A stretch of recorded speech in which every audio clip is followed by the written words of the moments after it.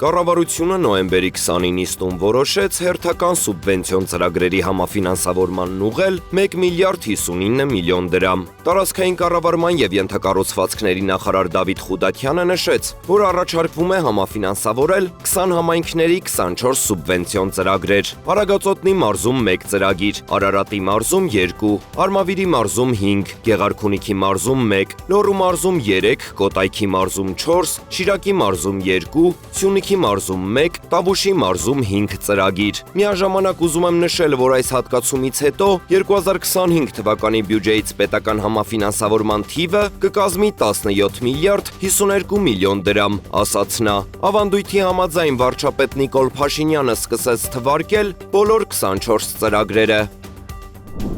Բոլոր տեսակի նպաստները եւ կենսաթոշակները ամբողջությամբ անկախիկ են դառնում։ Այս մասին նոյեմբերի 20-ին կառավարության նիստում հայտարարեց Հայաստանի Հանրապետության աշխատանքի եւ սոցիալական հարցերի նախարար Արսեն Թորոսյանը, ներկայացնելով համապատասխան որոշման նախագիծը։ Ըստ էության որևէ դեպքում մենք չենք վճարելու կանխիկ։ Հիմա էլ իրականում կանխիկի թիվը բավական իջնում է եւ օրինակ միայն վերջին 1 ամսում 10,000-ով իջել է կանխիկով ստացողների թիվը։ Այս պահին որևէ տեսակի կամ կենսաթոշակ ստացող 661,000 քաղաքացուց կանխիկ ստանում է ընդամենը 60,000-ը, 600,000-ը ստանում է արդեն անկանխիկ։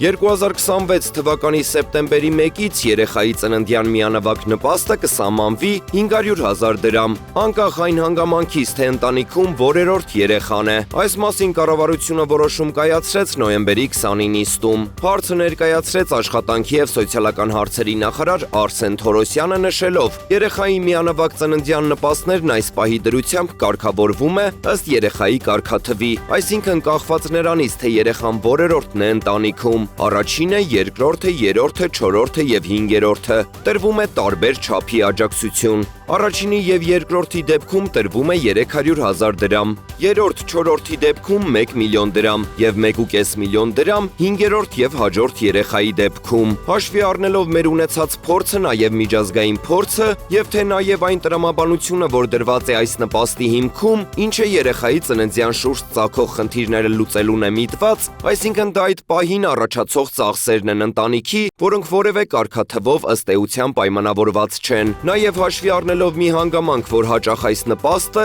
դիտվում է ոչ իր հիմնական նպատակով, եւ մենք ունենում ենք նաեւ դեպքեր, երբ հատկապես 5-րդ եւ հաջորդ երեխայի դեպքում ընտանիքները երեխա են ունենում պարզապես այս գումարի համար։ Առաջարկում ենք բոլորի դեպքում սահմանել 500,000 դրամ, ինչը նշանակում է, որ առաջին եւ երկրորդ երեխայի դեպքում մենք ունենում ենք աճ։ Արսեն Թորոսյանը հստակեցրեց, որ այս կարգավորումը ուժի մեջ է մտնելու 2026 թվականի սեպտեմբերի 1-ից։